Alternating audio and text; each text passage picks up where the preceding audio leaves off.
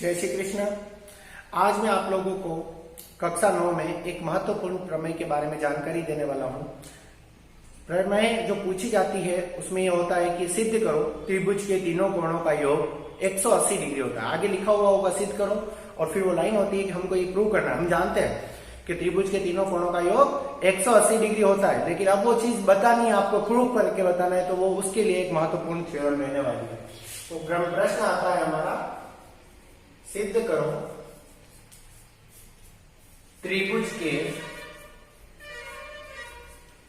तीनों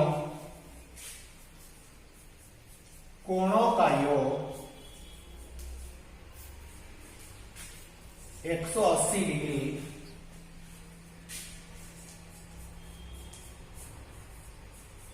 होता है।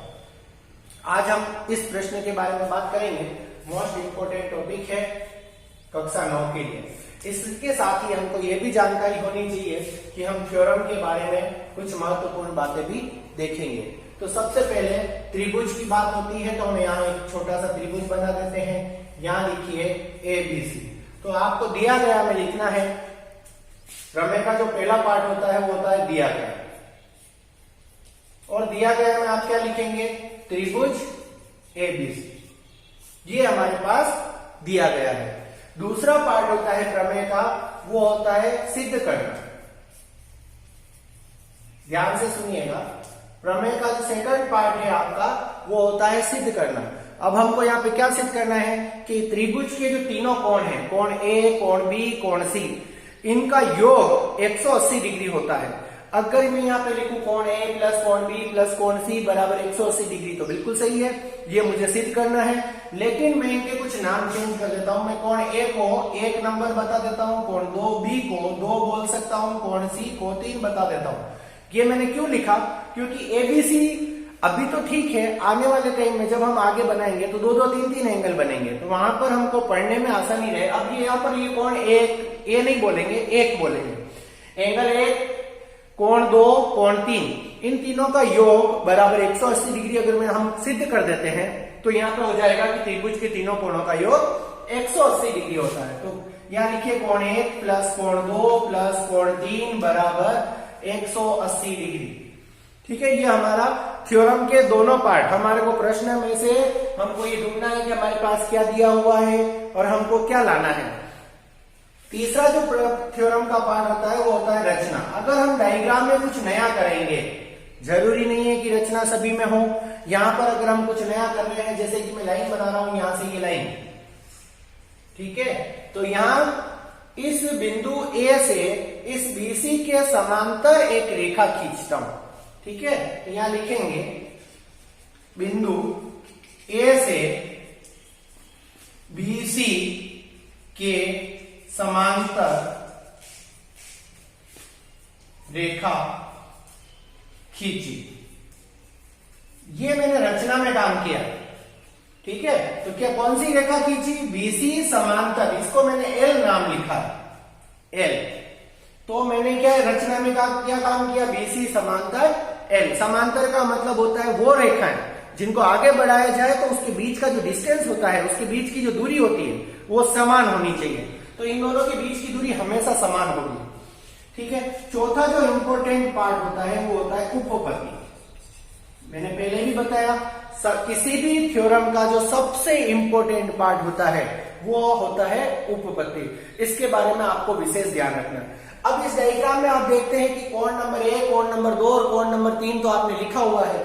अगर मैं इस कोण की बात करूं, इस कोण को आप क्या बोलोगे, अब हम इसको A नहीं बोल सकते हैं। तो यहां तो इसीलिए हमने ये ध्यान रखा है कि हमने 1, 2, 3 लगाया, तो यहां इसको हम लगाएंगे नंबर 4 और इधर वाले को लगाएंगे नंबर 5। ये दोनों आपको ध्यान रखना है कि अब आप मैं पूछूं ये कोण कौन सा कोण है, कोण 4 हो जाएगा, ये कौन सा कोण है, कोण 1 हो जाएगा, ये वाला कौन सा कोण है, कोण 5 हो जाएगा। अब हम बात करेंगे इंपॉर्टेंट। तो अगर दो रेखाएं हैं, जैसा कि आपको जानकारी होगी, आपको बताया गया है कि 2 समांतर रेखाएं हों, ठीक है, और 2 समांतर रेखाओं को कोई लाइन काटती है, तो इसको लाइन को क्या कहते हैं, तिर्यक रेखा। उस समय इस लाइन के दोनों समांतर रेखाओं के बीच में और इस लाइन के विपरीत दिशा में बनने वाले जो कोण होते हैं वो होते हैं एकांतर कोण। तो जो जेड की आकृति में बनते हैं ये वाले दोनों कोण, ठीक है। देखिएगा इधर ये वाला जो डायग्राम बन रहा है आपका, है ना, इसमें ये जो जेड के एक इस तरह बन रहा है और एक इस तरह बन रहा है, ऐसे जो कोण बनते हैं वो कौन से कोण होते हैं? एकांतर कोण होते हैं। और समांतर रेखाओं में वे दोनों कोण हमेशा समान होंगे। तो यहाँ पर आप देखते हो ये वाली लाइन, ये और ये दोनों रेखाएं समांतर है, तो ये लाइन है ना वो तिर्यक रेखा हो गई। तो ये दोनों जो कोण होंगे, कोण 4 बराबर कोण 2, हमेशा एकांतर कोण होंगे और समान होंगे। इसी प्रकार जब हम इन्हीं दोनों रेखाओं की बात करें और ये तिर्यक रेखा होगी तो कोण 5 और कोण 3 भी समान होंगे, क्योंकि ये दोनों भी क्या है? एकांतर कोण है। तो इसका उपयोग हम अब करेंगे। यहां देखिएगा आपको लिखना है BC समांतर L, यहां लिखिएगा रचना से। उसके बाद कोण 4 बराबर कोण 2, आगे लिखिएगा एकांतर कोण, जेड की आकृति में बनते हैं। कोण 5 बराबर कोण 3, ये भी आपके एकांतर कोण होंगे। आप चाहो तो इन दोनों को समीकरण नंबर 1, समीकरण नंबर 2 दे सकते हैं हम लोग, ठीक है। अगली स्थिति देखिए, ऊपर हम अब आपको क्या करना है? समीकरण 1 और 2 को जोड़ना है, दोनों पक्षों को। समीकरण 1 व 2 के दोनों पक्षों को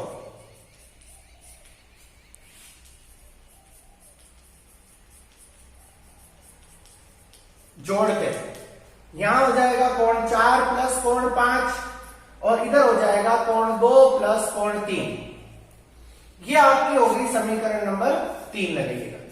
अब यहां तक देखिए 4 और 5, ये 4 और 5, इसमें ये एक और जोड़ दिया जाए तो एक लाइन बन जाती है। एक रेखा सरल रेखा के रूप में बन रही है। सरल रेखा पर बनने वाले कोण का मान होता है 180 डिग्री। तो हम अगर इन दोनों में अगर हम एक जोड़ते हैं तो हमारे को 180 डिग्री मिल जाता है, ठीक है। तो यहां जो समीकरण 3 है, इसके दोनों पक्षों में कोण 1 को जोड़ना है। अगर दोनों पक्षों में आप समान राशि जोड़ते हो तो उससे वैल्यू में कोई बदलाव नहीं होता है। यहां लिखना है समीकरण 3 के दोनों तरफ कोण 1 को जोड़ते हैं। यहां हो जाएगा कोण 1 प्लस कोण 4 प्लस कोण 5, यहां हो जाएगा कोण 1 प्लस कोण 2 प्लस कोण 3, और इसको लगाना समीकरण नंबर 4। अब यहां लिखिएगा चूंकि कोण 1 प्लस कोण 4 प्लस कोण 5 बराबर 180 डिग्री, और आगे लिखिएगा सरल रेखा पर बनने वाला है। इसको हम यूं भी लिख सकते हैं कि रेखिक कोण युग्म। एक लाइन पर जितने भी कोण बनते हैं उसको रेखिक कोण युग्म भी कहा जाता है। हम सामान्य बात कर रहे हैं तो सरल रेखा के कोण।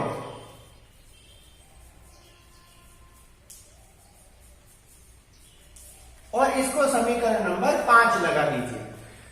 अगली स्टेप में लिखिएगा आप समीकरण 4 और 5 से।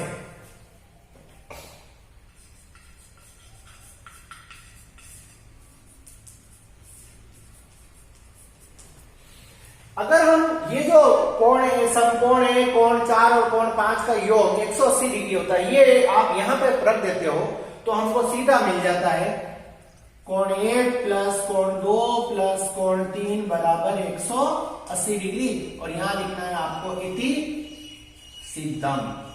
त्रिभुज के तीनों कोणों का योग 180 डिग्री होता है। तो उसके लिए जो महत्वपूर्ण प्रमेय हमने सिद्ध की, कैसे होता है आप प्रूव करके बताइए। तो उसके लिए इंपॉर्टेंट थ्योरम है, बहुत ही खास टॉपिक है। आज का हमारा टॉपिक भी यही रहेगा। आप इसको कॉपी में लिखना और इसको समझना। धन्यवाद।